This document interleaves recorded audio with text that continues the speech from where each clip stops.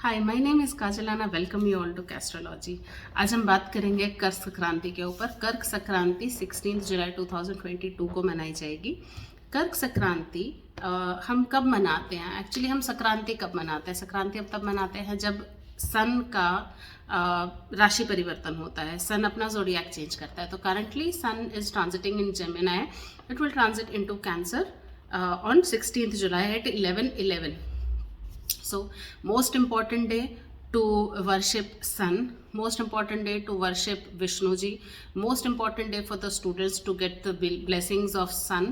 सो बहुत important day है।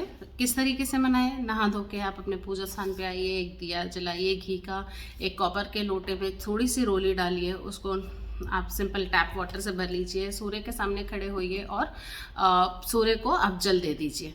तो इसे हम अर्घ्य देना बोलते हैं। तो सूर्य को आप अर्घ्य दे दीजिए 9 o'clock से पहले पहले मॉर्निंग के टाइम पे दीजिए। और उसको करते हुए आप कुछ मंत्रों का जाप कर सकते हैं, वो आपको डिस्क्रिप्शन में मिल जाएंगे। जो मंत्र हैं जैसे ओम खगाय नमः, ओम हिरण्यगर्भाय नमः, ओम भानवे नमः, रवये नमः, ये अलग अलग मंत्र अलग अलग चीज़ों के को मैनिफेस्ट करने के लिए होते हैं। तो मैं विद रीजनिंग आपको बता दूंगी कौन सा मंत्र किसके लिए इंपॉर्टेंट है। जैसे स्टूडेंट्स के अलग है, पेशेंट्स के लिए अलग है, किसी को अपना इंटेलिजेंस बढ़ाना है उसके लिए अलग है। So all those mantras will be in the description box.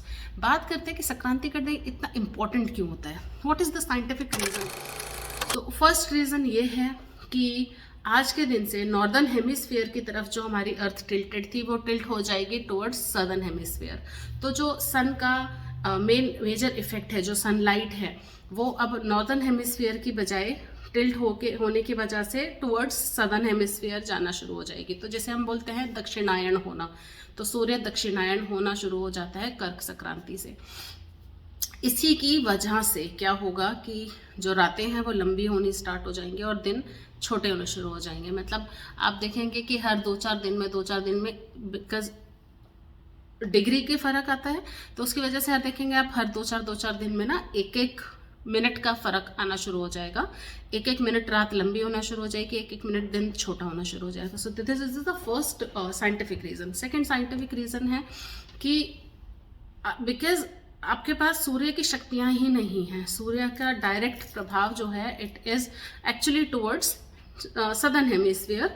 तो अभी क्या होगा, नेगेटिव एनर्जीज़ के लिए हम मानते हैं कि नेगेटिव एनर्जीज़ बहुत बढ़ जाती हैं during this period, whole period. कब से कब तक? कर्क संक्रांति से स्टार्ट होकर मकर संक्रांति, 6 संक्रांति आएंगी। उन दिन हम लोग कोई भी नया काम शुरू नहीं करते। किसी भी तरीके का कोई मंगल काम आप देखेंगे नहीं हो रहा है, कोई शादी नहीं हो रही है, मुंडन नहीं हो रहा, गृह प्रवेश नहीं हो रहा है, नया बिजनेस स्टार्ट नहीं हो रहा।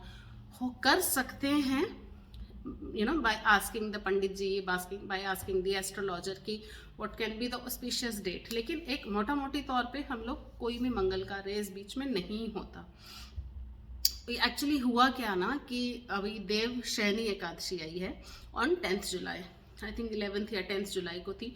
उस दिन देवशनी एकादशी आने की वजह से विष्णु भगवान उस दिन माना जाता है कि वो योग निद्रा में चले गए। वो चले गए, शिव जी आए हैं, शिव जी संभाल रहे हैं सारे पूरे वर्ल्ड का बागडोर, किस तरीके से how everything should be managed.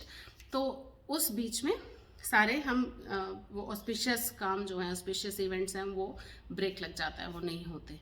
तो this is the I think second scientific reason why this day is very important.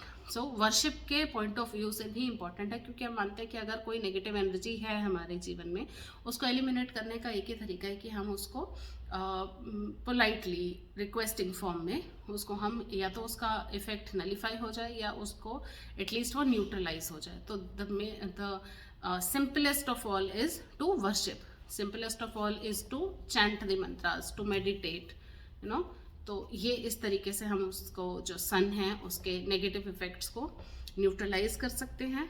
Important उन लोगों के लिए भी है जिनका सन इन देयर हॉरोस्कोप वो सही पोजीशन में नहीं है, शुभ स्थान पर नहीं है, शुभ फल नहीं दे रहा है। तो उनके लिए भी ये संक्रांति का दिन बड़ा इंपॉर्टेंट हो जाता है कि वो किस तरीके से सूर्य को अर्घ दें, सूर्य की वो इम्पॉर्टेंट स्तोत्र आप उस दिन कर सकते हैं। फर्स्ट है आपका विष्णु सहस्त्र नाम, सेकंड है आपका आदित्य हृदय स्तोत्र। ये दोनों आप स्तोत्र इसमें पढ़ सकते हैं।